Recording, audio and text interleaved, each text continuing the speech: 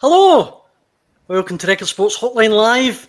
On this Monday evening, I'm delighted to be joined by the man, the myth, the legend, Keith Jackson. There he is. How are we? Very good, how are you? Not bad. Are you refreshed after letting the side down yesterday? And we're also joined, Keith, by the one and only McDonald, all the way from Portugal. How's it going, lads? From Faroe. I've got to say, I thought it'd be a bit more. What about the? All right, okay. But what about the backdrop, blue skies? How's it in Glasgow today? I was getting all sorts of texts over the weekend when it was pouring rain in Lisbon, but it's all gone quiet today. Well, it's actually cleared up quite nice tonight. But anyway, I'm glad you're on because I made the mistake. I was too busy trying to do the hosting thing yesterday. I had to get back to revisit the conversation that we had last week, Ryan, when obviously we were aware that Michael Gannon would be joining you. There was various comments from the audience wondering if the authorities knew about this.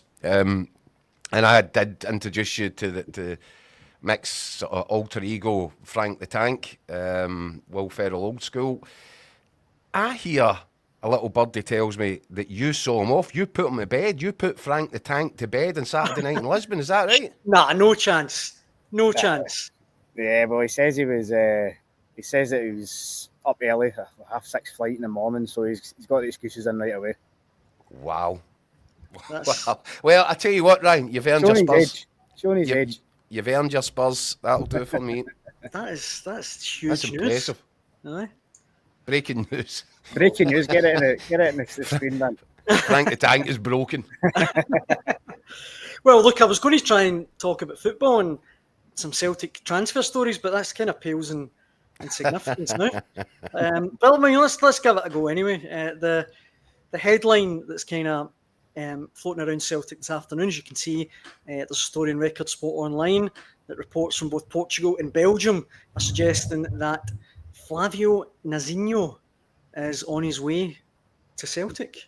He's a 21-year-old left-back, Portuguese under-21 international. Obviously, we know Celtic need a left-back badly. Ryan, hearing any whispers on that side of things? Yeah, just try to check it out just now, actually. But I think he will be a player that Celtic have looked at before, but he's obviously a teammate of Paulo Bernardo, who plays for the Portuguese under-21s team as well. I'm sure Paulo Bernardo is getting a good report back to Celtic. It's clear that they're obviously short in the left-back area. I know that Inamura has obviously come in. He's been a surprise package this season, but it is a bit of a gamble going with Inamura at left-back when he's naturally a centre-back. Obviously given Kieran Tierney's injury record, so it would make sense if Celtic are kind of looking for reinforcements, and obviously he fits the bill as well, an exciting young prospect who's made his mark in Belgium. So we'll just try to check that one out at the minute. It's something you think. Well, I mean, we know that they've been in the market for a left back. We know that Brendan Rodgers wasn't convinced in the first instance before he'd clapped eyes on Inamura that he was first team ready. We still don't know. I mean, listening to some of the comments, it seems very much as if he's going to have a look at him over the course of the next couple of weeks before deciding, but it still doesn't seem set in stone that he's going to be around the squad next season. I don't know what you're hearing about that, Ryan, but the more I hear Brendan Rodgers speak about it, I think he's been quite impressed with him, reasonably impressed with him. But I just get this feeling that he sees him as a project player that's probably best served moving out on loan. So obviously there's a requirement there for a left back, and I tell you what, he's got one of those sexy names, doesn't he? Flavio Nazinho. So by all accounts, really highly rated, and had an excellent summer at the under-21 Euros. We're obviously getting comments coming in thick and fast on Celtic Tonight. If you want to get involved in the conversation, please do so. We'll try and read them out. Let me start with this one. Chris reckons Nazinho is another project. He says this is a total disgrace. Fair enough, Chris? I'm not so sure it's a disgrace. I mean, it fits this kind of Celtic signing policy. 21-year-old Portuguese under-21 international. As Keith, like you said there, he had a decent Euro campaign in the summer there. He's played for Cercle Brugge in the Belgian top flight. So I think he came through the ranks at Sporting Lisbon as well. So no, I'm not so sure it's a disgrace. I think if Celtic are going to be bringing in a left back, it will be kind of that that calibre. Well, Celtic have to, and the Celtic fans need to understand, if you're going to sign a left back and you're going to, that left back knows that he's coming pretty much to be Kieran Tierney's understudy. So, you're not going to get a top-notcher to agree to come and sit in the bench for half a season. But what you've got there is an exciting young prospect, and who better to learn from than Kieran Tierney in terms of playing the position, but also Brendan Rodgers. I don't think that's unimaginative. I think it's a fairly decent profile. Yeah, the thing is, it's not as if Celtic have got a decent track record of Portuguese players in recent years. Jota, Flavio Nazinho, so ticks a lot of boxes, that one. The other comments that are coming in, if I can see this, Stuart Maxwell says, we need central defenders above all else. Can't take another year's scales, and CCV is our only decent centre-back. Polish boy was good, but the bank account is more importantly, apparently. And Paul follows it up by saying, let's face it, the board are a disgrace. Janssen would have been a great signing, and he's come along and wrap it up within 2 days. I mean, I definitely feel, Keith, like the Celtic fans are starting to get a little bit impatient. Angsty. Aye. Yeah, and listen, this, you can put the kettle on for it around about this time every summer. This is usually the case. I think it doesn't help Celtic supporters that they're looking across the garden fence, and Rangers are really active. But this is what I keep saying, Rangers have to be really active. They've got no choice. They need an overhaul. Celtic don't require an overhaul. Brendan Rodgers, I keep saying it, will just want to tweak that starting 11, make it better in 2 or 3 areas. And there's plenty of time for him still to do that, and I still expect him to do that. This is the young Portuguese player. I think, as I said, that looks okay to me in terms of you're going to come in and play second fiddle to Kieran Tierney for that position. But I think there are areas, and I've said it all along, Daniel, 2 in particular.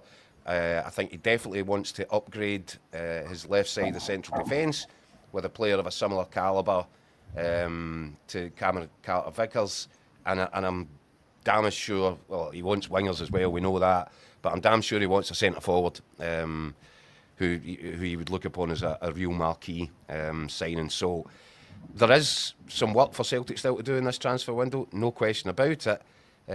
But Celtic fans do get a little bit restless round about this point in the transfer window. But Celtic have got a habit of, they spend money in the transfer window, and some of the language disgrace.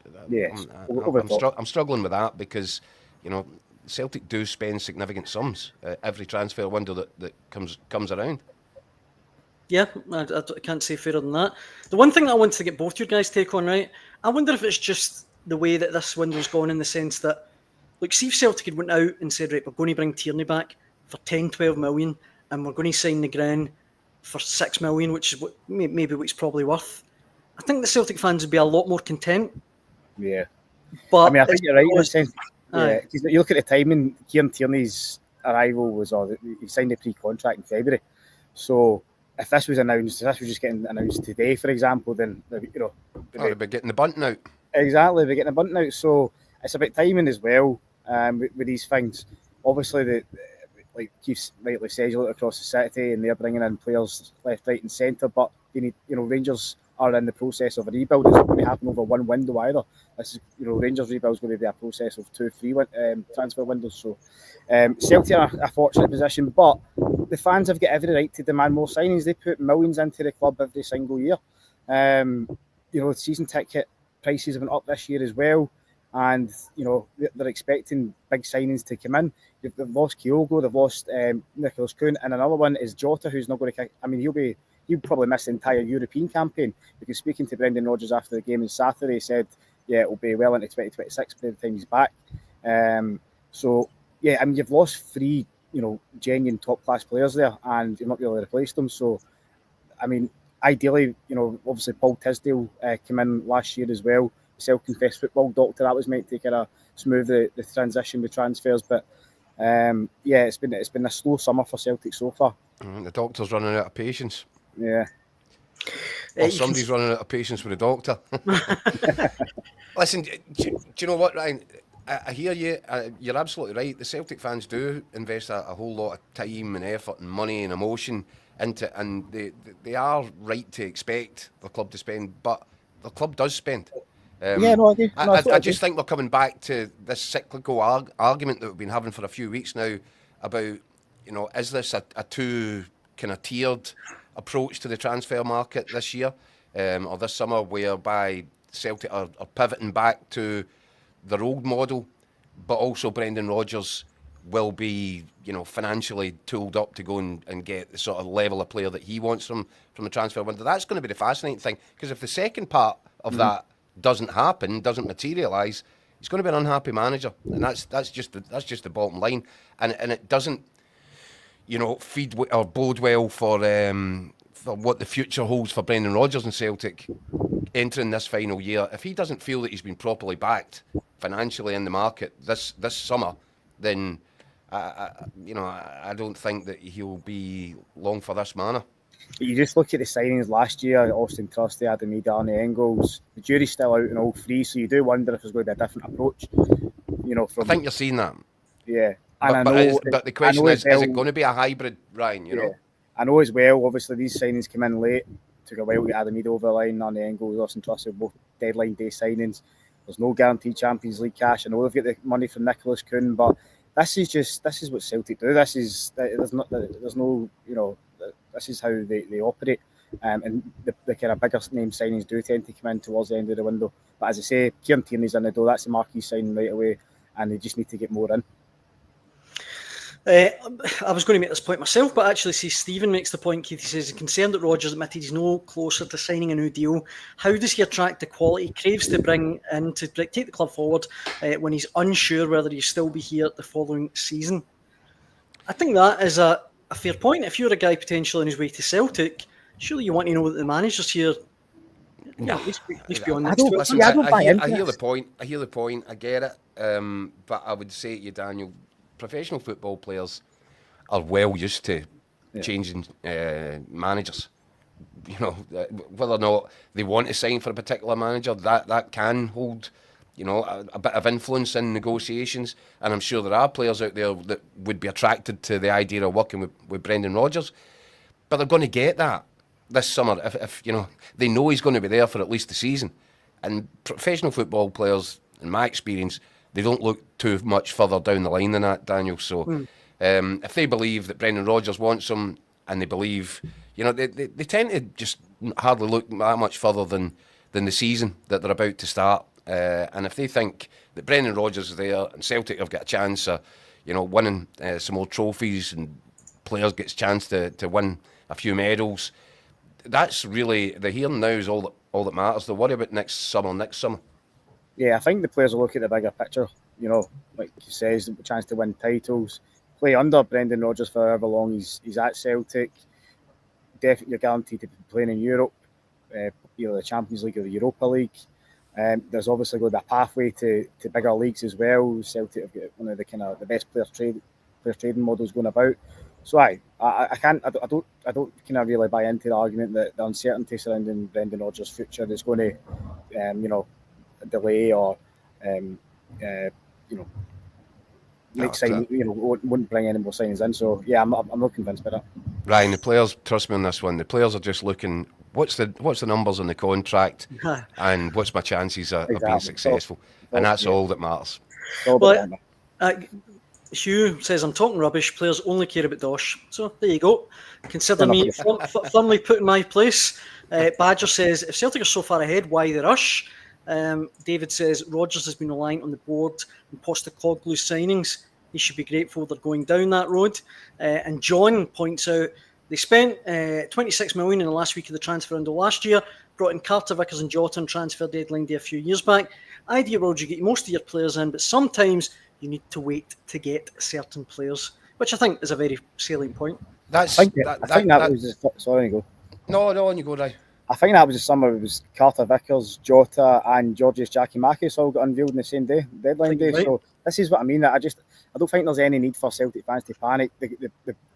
Brendan Rodgers will be getting onto the board every single day. He'll be on and off the phone to the chairman, to the chief executive, to the majority shareholder. So, and obviously Paul Tisdale will be working on deals in the background.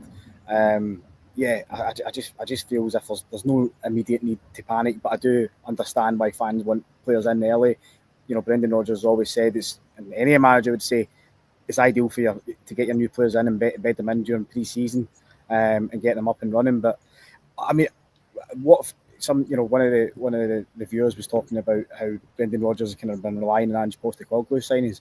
Now, he's potentially possibly right. I mean, you look at Brendan Rodgers' first summer transfer window. There's not really many survivors from that window that's still here. You know, Marco Telio, I think he's going to be off ski soon. I know he started at the weekend there, his first appearance in 2 years, but he looks a bit away off it, to be honest. And Kwon, the forgotten man Kwon, he's been at St Mirren, he's been at Hibs, and he's not even featured for Celtic in pre-season. Obviously Naroki and Lagerbielke away. So yeah, it's still a bit in the mould of the Postecoglou team, but still many weeks ahead. I think Brendan Rodgers would argue, by the way, that I don't think he was able to exert the influence that he had hoped to exert on that initial window, which is why he spent the entire season kind of banging on at every opportunity about quality and the need for Celtic to aim a little bit higher in the transfer market. And that's exactly what we saw this time last year. £26 million spent on 3 players, and then also I believe that the Kieran Tierney contract offer, you can bracket that all together as sort of, this was Brendan trying to get Celtic to push the boat out. The fascinating bit for me, Ryan, is where are we right now in terms of Brendan's kind of long-term ambitions, longer-term ambitions beyond the end of the season, and where are the Celtic board in terms of trying to match his ambitions in the short term and in this transfer market? That's what we'll find out over the next few weeks. That's a big question. I'm guessing, my guess is, as I said, a 2-tier strategy that Celtic are spreading the chips a little bit the way they've always done previous years.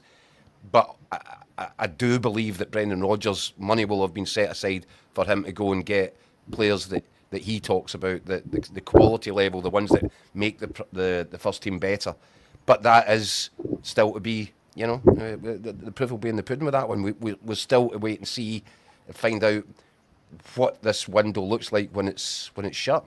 I mean, it's a cliche, but Celtic really do need to come out this window stronger than they entered it. The fact is, and a lot of fans forget this. I know obviously there is the need for signings and the fans want the cash splash, but the money was spent last year, like you correctly mentioned, it was unprecedented levels of spending. It was like to the tune of £40 million. Of course, to get Matt O'Reilly money in, but they still spent money and they still showed ambition in the transfer market. So I get that Peter Lawwell and Michael Nicholson won't be everybody's cup of tea, but I don't think you can accuse the board in recent years of penny pinching, because that's not been the case. And we've got an exclusive here, Keith, because our old pal Gianni seems to be in the know. He says Rodgers away to West Ham next year, so he'll take a few with him. So there you go. I don't know if you've got any reply to Gianni there, Keith, or if you want. No, Gianni should just concentrate on serving the tables. Before we move on from Celtic, the other little bit of news, Ryan, was regarding Yang. You mentioned Marco Telio, who's been linked with a move away as well. Yang, apparently Norwich are interested in Yang. I don't know what you guys think. I think he actually had a really decent second half to last season, but I'm just not sure he's ever going to be a first choice for Celtic, is he? I think he played the super sub role well. I think he's always made an impact from the bench. And I even remember against Bayern Munich in Champions League, he put himself about and caused some problems. In fact, most of the Champions League appearances when he came off the bench, he did make an impact of some sort. Obviously, I think his best game was at St Mirren when he came off the bench again, St Mirren away, and I think he put that down to his girlfriend being in Glasgow that weekend. So maybe the Celtic fans will have hoped that she would have moved across, but. Yeah, I mean, his last appearance, the Aberdeen Scottish Cup final, it wasn't great at all. I think he kind of turned a lot of Celtic fans off from that. He kind of dribbled the ball out the pitch, his crossing was all over the place. So, yeah, I think I just can't ever see him. I think he's a talented boy. I think he's a box of tricks. I think he works his socks off, but I just can't ever see him commanding a kind of a regular starting berth, especially when Brendan Rodgers is on the lookout for more wingers to come in of a certain quality. I think Yang's got a potential. Maybe if you loaned him out somewhere and he came back and maybe look to next season. But I think if Celtic are getting £3 million, let's say, offer by Norwich, then I think they've got to take it. Yeah, Ryan, the clue is in the word quality. You know, that's what Brendan Rodgers is looking for. And Brendan Rodgers can reasonably go to his board and say, well, look, you know, we've lost 2 starters in wide positions. Rodgers will not tolerate being told, well, you'll need to make do with what's here, or, you know, he will feel that this is an opportunity that Celtic have to grasp to improve the quality, not go with the guys that are, you know, in ordinary circumstances wouldn't be anywhere near his starting 11. He will look for players that he feels are of a similar level of quality to your Kuhn, your Jotas. That's exactly what we'll be after. But I also think that Maida will partly solve that problem by switching back to, you know, a wider role this season. That's what I expect anyway. What I will say about Yang, by the way, this time last year, I mean, I think he was totally surplus to requirements. I don't think any Celtic fan or anyone, most guys in the media would have predicted that he would have played any sort of or had any sort of game time last season. But I think Brendan Rodgers played a big part in his progression in the second half of the campaign. He really did come in his own. And I think Celtic only spent £1 million on him, so that was 2 years ago.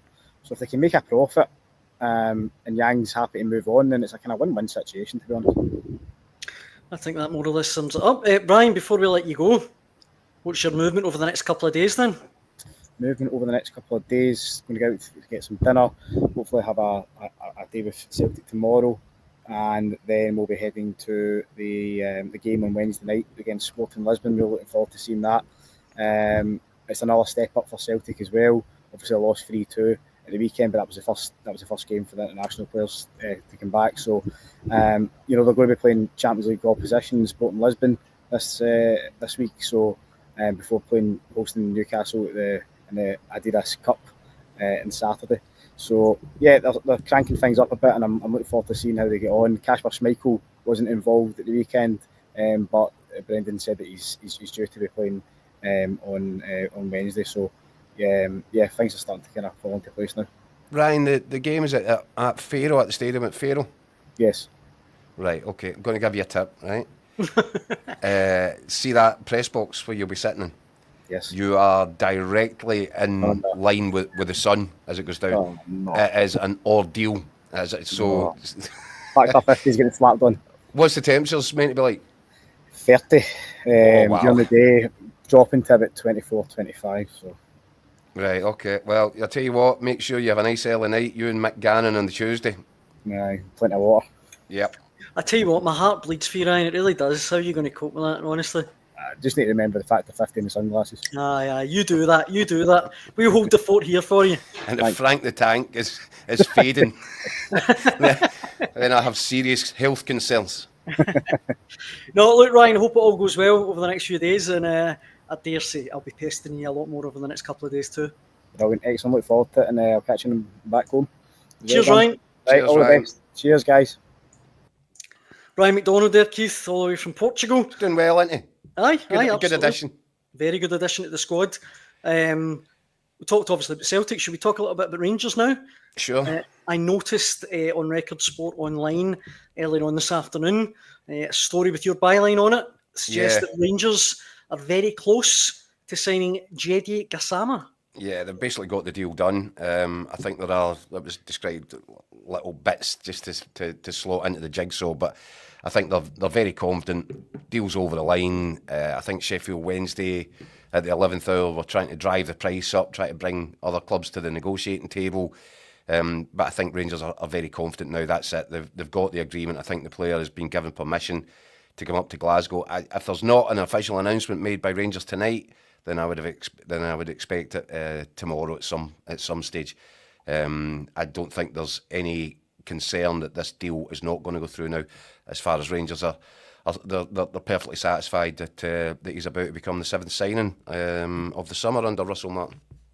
And by all accounts, I'm not going to kid on it. I'm a Sheffield Wednesday expert, but by all accounts, it's a very exciting, young, pacey attacker. Another one that Rangers probably kind of needed, didn't they, in the wide areas? Well, we talk about it, and we've spoken about there has been a whole number, a cluster of wingers all linked with potential moves to Rangers this summer. and they all share very similar traits and characteristics and profiles. And one of the main ingredients seems to be searing pace, and I think that's what Gassama will bring. I think it's always a good sign when the supporters of the clubs that you're buying these players from are a bit upset about it. And I've seen, some Sheffield Wednesday fans that can't quite believe that they're going to sell at around about £2.5 million. I think it points to the kind of issues that Sheffield United have had off the park over the period. It's been a kind of chaotic period for them. But Rangers look as if they're going to take advantage of that with this deal. And, I'm like you, Daniel. I couldn't claim to have watched anything of him. But having done a bit of digging and reading up, he certainly seems to be, as I said, highly rated by the Sheffield Wednesday supporters. And that's not a bad starting point. I think they were voting for him for Player of the Year, their Player of the Year, etc. And he's got an interesting background, pedigree, doesn't he? Coming through a graduate of the PSG system. He did get into that first team, might have only been a couple of games, if that. But he's certainly got a pedigree. And I think by the sounds of it, attacking, direct, fast, the ability to create goals and score them. Exactly the type of player that Rangers are crying out for. And I think what Russell Martin will need to do now is find another one for the other wing. And that will be a priority. And then, try and figure out what he's going to do about his main striker. Because I think Rangers are going to need at least one of them. And depending on the outs, if Cyril Dessers, if Hamza Egerman, if these guys are, at this stage there's still an uncertainty around them. Well, if they're going to go, then they're going to need more than one new striker in. So, yep, there's still, he has been busy. That's 7 in already, or it will be when Gassama signs. But still much to do. You see on the screen there, your Long Muppet asks about Connor Cody. He's one of a few people asking if there's any update on it. And Mark is one of a few people asking if there's any true Rangers bid for Lennon Miller at the weekend. That's something I've not heard anything about. Well, I've not heard that one. What I would say is that Scott McDermott revealed on Hotline Live just a week or so ago that Rangers had previously put in a bid for Lennon Miller, which was kicked out instantly, I think, by Motherwell. I let Robbo there. Lennon Miller, I expect to be moving abroad. I'd be surprised. To be perfectly honest with you, I think the price that Motherwell hope to achieve in the transfer market this summer for Lennon Miller would be, too rich for Rangers' blood right now. I can't see them matching the sort of offers that are likely to be tabled from, whether it's clubs in Italy that I think are very interested in. I think there might be some interest in Germany. I think that ship sailed in terms of Lennon Miller and, both Celtic and Rangers. And I think it's another one that both clubs might have cause to look back on with some considerable regret in a few years from now. Another young Scottish player who's, escaped their grasp when it should have been quite easy for a Celtic or a Rangers to go in and snaffle them up. I think he's going to be the latest young Scottish kid to go abroad and hopefully have success in a different league. West Coast Dawn says, when's the last time Rangers gave a fellow Scottish team $4 million plus? Miller ain't going to happen. And obviously, just a few people mentioned about Cody, Keith. The more that the Cody thing goes on, it did feel like a fait accompli at one point a couple of weeks ago. But I think it felt like a fait accompli because I'm pretty sure that Connor Cody has agreed to this move. Okay. I think that there is a bit of a blockage just now with Leicester. I said that to you last week. I got the feeling that Leicester were holding this up. Now Leicester are obviously bringing in a new manager, and what if the new manager comes in and says, well, hold on a wee second here, I've got no, I'd rather be keeping Connor Cody than letting him go. That might factor into it, but I certainly think it's been placed on pause for the time being while Leicester are sorting out one or two things at their end. But in terms of, does Connor Cody want Rangers? Do Rangers want Connor Cody? That remains very much the position that, you know, it has been in for a couple of weeks or for a few weeks now. Conor Cody is absolutely a guy that Russell Martin wants to bring in. And I think the speculation linking John Souttar to a move away from Rangers this summer, but I think it's Trabzonspor are showing interest. I think they've put in a lowball bid, which has been rejected.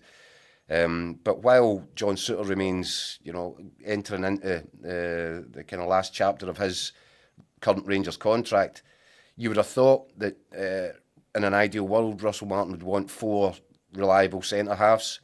If he gets Conor Cody, that'll be 3 that he's brought in, and you would have thought that Souttar would have been the 4th man in that scenario, and very much a guy that, you know, if he's fit and he's come through, he's full rehab and he has been back training with the squad now, you would expect him, because of his experience and know-how, to have a very important role in the imminent Champions League doubleheader against Panathinaikos.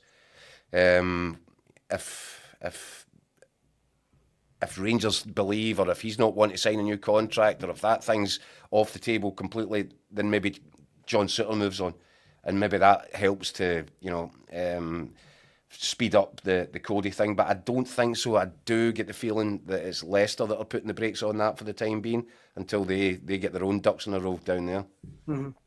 Just very quickly, I wanted to get your take on John Souttar, and I should say, for everyone watching, we managed to catch up with Manny Fernandez, the new Rangers signing, and we'll hear from him in just a wee minute. But just on Souttar, Keith, John says, a low ball bid sounds familiar. Rangers bid a ridiculous amount for Souttar when he was at Hearts and wouldn't pay up to get him 2 transfer windows before the expiry of his contract. And Brian says 17 appearances last season. Statistics like that would hardly make him a big loss. Better to sell rather than to let him leave for nothing. I think business-wise, that's absolutely right. And Rangers are going to face similar issues with Nico Raskin as well, as we've discussed previously. He's got 2 years left to run on his current deal. And I think Rangers really could do with sitting him down and asking him to extend. Mm-hmm. And whether that's actually one of those where you put in a release clause, which satisfies him, so that he knows that if somebody triggers that somewhere down the line in 12 months or 18 months down the line, that there's going to be nothing stopping him, preventing him from going if he wants to go. But yeah, Rangers have been burnt so many times now, mishandled these situations when players have been allowed to you know, run down their contract and leave as free agents. I think they have to take a stance on this, and if John Souttar has no intention of signing a new contract, or Rangers have no intention of giving him improved terms and a new deal, then it probably is best that there's a partner of the ways. I mentioned, Keith, that Manny Fernandez has been talking the new Rangers centre-half. Shall we hear a little bit of what he's had to say? Well, this is the guy that wants to take John Souttar's jersey, isn't it? Certainly seems that way. Seems like he's got a half-decent chance, judging by some of these comments. But let's hear what he had to say. Manny, welcome to Rangers. How are you settling in? Very good, to be fair. All the players have been very good with me. The gaffer's been good, all the staff. But I couldn't be much more happier. How have you enjoyed this week in St George's Park? It's been very tough, gruesome week, to be fair. But the boys are getting through it. It's been teaching us to be better physically and probably mentally as well. And it's only going to be better from here. You had your first taste of Ibrox on Sunday. How much did you enjoy that? And are you looking forward to the season ahead? Oh yes, playing in front of a crowd of 25,000, I think, or something during pre-season is something you can't ask for, and I can't wait for the season to start. What would be the biggest crowd you played on before? 71,000. 71? Yeah. No, it was that. That was Wembley game against Birmingham. Yeah. So I mean, a few months ago. Yeah. Did that faze you at all? How did you feel with it in that kind of game?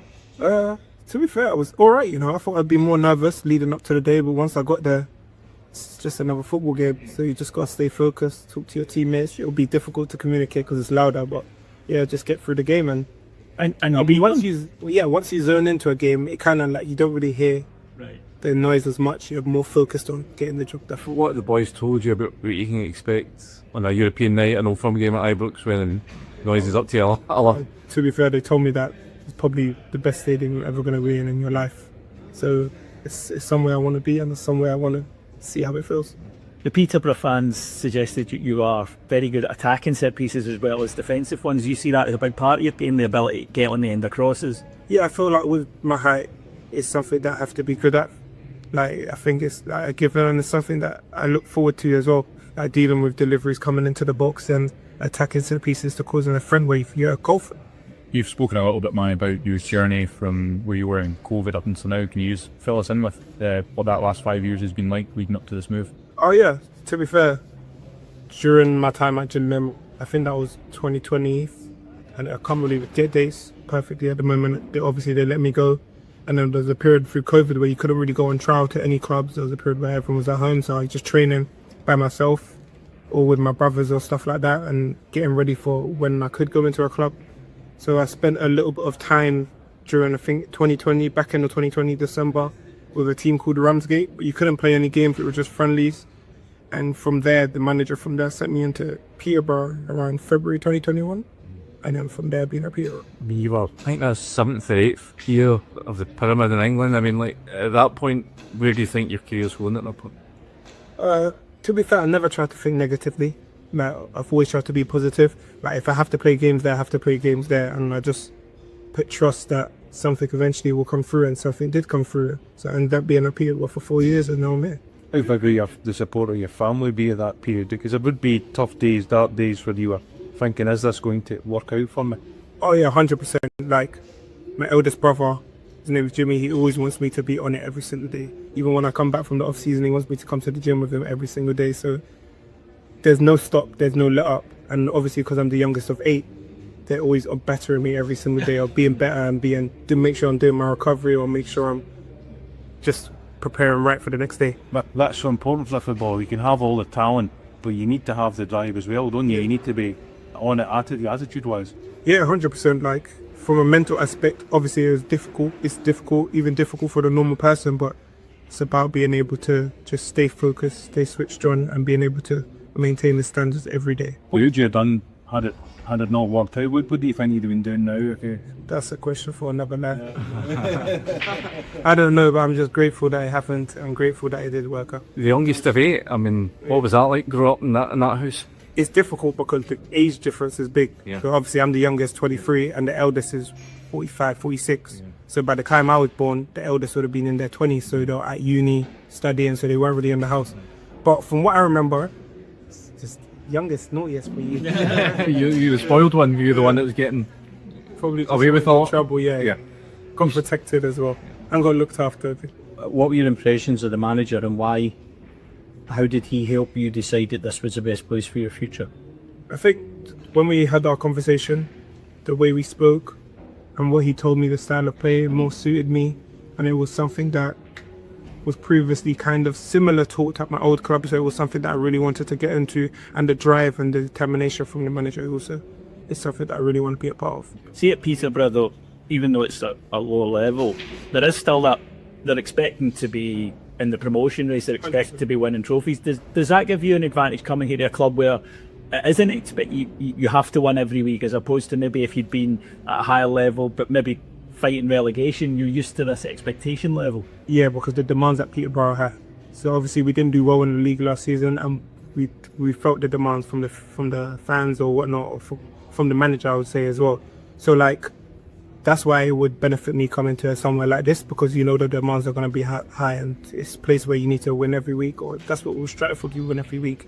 So, and it's very good. Did winning that cup goal at Wembley, 70,000 people, did that give you a taste for, I want more of this? Yeah, 100%, because not everyone wins a trophy in their career, and I think that's my second one now. We won that trophy 2 years in a row. I couldn't be more grateful for something like that. It's a moment that you just have to cherish for the rest of your life. What was Cercle Brugge? Did they want to win a trophy at a couple of Rangers? I mean, even more than those ones, even won the first ones? Yes. What was done firstly? Obviously, he's got a famous dad. I mean, did he see any of that sort of furious side of things? Yeah, he was good. He was good with me, to be fair. He was very, very honest, and he was a manager who he would talk to you if you needed to talk to, and just good with the boys, we have to say, really. Did you see some of the traits that he had from his own dad and working alongside him? I don't know his dad's traits personally, so I couldn't tell you, but from what I saw, he was very good, and And that's all I can say, really. I don't know. Andy Newport there, I'm just laughing, Keith, with the way he said, Dan Ferry, he's got a famous dad. I thought that was quite funny. But, a few things to take away from that. One, he seems like a lovely young guy, doesn't he? Does, and I thought he handled that really well. Two, if he thinks he experienced pressure at Peterborough, he's got another thing coming in Glasgow. And three, I don't know if it was Andy, but one of the press guys there threw a real snider of a question at him, and we're clearly expecting the answer to come back. 300 guys, 2 dogs and a couple of cats or something. Biggest attendance, biggest crowd I've ever played in. And he's just come back with 71,000 at Wembley. 71,000 now. So, no, interesting. Listen, I'm not sure. Again, only time will tell whether or not Manny Fernandez is a player that Russell Martin sees going straight into this first team, or if he's a player that is going to require, a bit of work, a bit of polish on the training ground. Not sure. And again, I've seen some of the comments coming in, and there are, and I've written about this in my column today, Daniel, that I think there's a lot of Rangers supporters even that will be looking at maybe being a bit underwhelmed about the some of the signings that are being made. They're not household names by any manner of means. They're not headline acts by any manner of means. But I just keep coming back to the fact that in spite of that, there is something structured and logical about the way that Rangers are going about their business in this transfer market. And if these players can cope with the pressures and the environment in Glasgow, I can understand the thinking behind Russell Martin's strategy in the transfer market. He wants a British core. He wants his defenders to be robust, physically imposing. He's looking for wide guys that are just, full of pace, with pace to burn. He's got some decent ball carriers in the middle of the pitch, so you can see what he's trying to put in place. It's just going to be really interesting to see what it looks like on the pitch. And you kind of touched on it there, but we've talked about it previously in the Hotline Live that, Manny Fernandez is already almost a cult hero, Rangers, and he's not played a competitive game yet, purely just because he's so big. He's like a giant. And he's a big boy. I think that, as you say, is all part of the plan. I think Russell Martin wants a team that can play football, obviously, but a very physically imposing team. Well, see, a lot of this stuff is data-driven as well these days, Daniel. And I think if you look back, if I'm not right, I think Rangers probably went the best part of a calendar year without scoring a goal from a corner kick under Philippe Clement. I think you're right. I think that's about right. I think you're right. Now that improved, the return improved under Barry Ferguson. I think Billy Dodds was in charge of set pieces. They did a lot of work on that because they knew that's nowhere near good enough. And the data, these guys that study all the numbers and crunch them, they'll tell you that. You've got to be scoring goals from set pieces if you want to, mount any sort of credible domestic challenge. That's just a must. And listening to him and looking at him, because he is some specimen, you're right. He's just in terms of his physical presence and his height, he's going to be another attacking option for Rangers at corner kicks, free kicks, whatever, because he's going to be a hard guy to mark. So that's another thing that makes perfect sense. If you're looking at the numbers and going, where are Rangers short, then that is certainly one area, and I didn't mean to, pardon the pun there, but that is certainly one area. They haven't been physically imposing enough in either box, and certainly this big guy, and obviously Giga, who's come in from Wolves, he's a bit of a specimen as well. So it points to what Russell Martin is trying to put in place, no doubt. Just before we finish, Keith, I wanted to touch in with a little bit of Hibs news very briefly. I'm looking forward to hearing how you pronounce this. So Hibs have completed the record signing of Thibaut Klidje. Good. Klidje. It's worth mentioning because Hibs become the first club out with Celtic and Rangers in Scottish football to pay over £1 million for a player for the first time in 30 years, which is pretty remarkable. 1.2 million. He's a forward, 24 years old, coming in from Luzerne in Switzerland. It's great to see Scottish clubs doing this. Well, Aberdeen are doing something similar this summer, right. aren't they? Yeah. They've got Iochichi on loan with the option to buy, I think, for about £1 million. Well, I think it's well over £1 million pounds if they take up that option.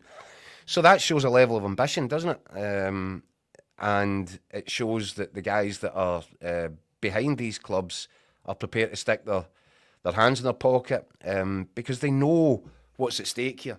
And I've been saying it for quite a while. Access to Europe, that's where the money is. And that's what these clubs have to strive to achieve, because if they can get regular access into group stage football in Europe, and there's more and more opportunities to do that these days, that's where you'll get your bang for your buck. And it is worth speculating to accumulate, because if you can make yourself the third best team regularly in this league, you're going to get access to this revenue stream that's way over and above anything you can hope to get from commercial stuff or TV revenue in Scottish football. Europe's where it's at, and that's why I think these clubs are now showing real ambition. And I'm really excited about how it looks next season, because you've got Hibs going for it, you've got Aberdeen going for it, and look at what Hearts are doing with Tony Bloom and Derek McInnes. And these are the clubs that we've always said, if they're all punching their weight at the same time, we get a great league. We get a really interesting top flight, and that's what I'm hoping for next season. And I can't see any real barriers to it. I do think Aberdeen, with the Scottish Cup in the bag, with the sort of momentum that's been built from that and from the way they started last season, they're going to go in with high hopes, high expectations. They're clearly, prepared to back the manager financially. Hibs are doing the same thing. Hearts should be completely transformed from what they were last season. And you'd hope that, Dundee United continue to progress. They had a very good season last season, Dundee United. So can they keep on that upward trajectory? Because if you get Hearts, Hibs, Aberdeen and Dundee United all throwing punches next season, I'm telling you, it's going to be a real good watch. In terms of the competitive nature of Scottish football, and we're crying out for it, because all too often, Daniel, 1, 2, 3 of these clubs at the same time have been underperforming and not properly contributing. I get the feeling that these guys they realise the access to Europe is the important thing, and they're all going for it. They're all targeting that third place finish now, and because of that, I think that they'll prove to be even more of a challenge in the games against Celtic and Rangers as well, because it stands to reason, if the quality level is rising, and I think we're about to see that, then the quality of the games and the competition should rise accordingly, and that can only bode well for the game in general in this country, Dan. Yeah, your first 5-way title race next season, says Keith Jackson. Can't wait for that. That's going to be good. Just short of that. I think that brings the end of Monday's Hotline Live with Record Sport. Thanks, as always, for all of the comments. They've been brilliant as usual. If you want to get involved in the conversation, we'll be back to do it all again at 6 p.m. tomorrow night. We hope you can join us then. Keith, for now, it's always a pleasure. And you, Daniel, see you tomorrow. Thanks, everyone. See you tomorrow. Thanks for watching.